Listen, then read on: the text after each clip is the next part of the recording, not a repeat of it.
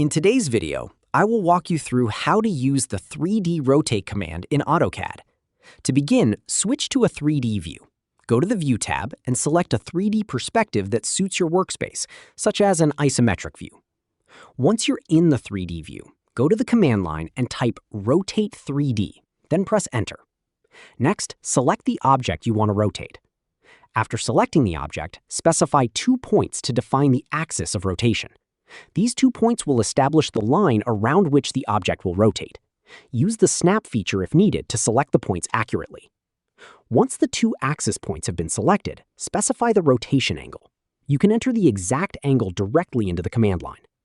After entering the angle, AutoCAD will rotate the selected object around the axis you specified. You can repeat the process with different axis points and angles whenever you need to adjust the object's position in 3D space. And that's how to use the 3D rotate command in AutoCAD.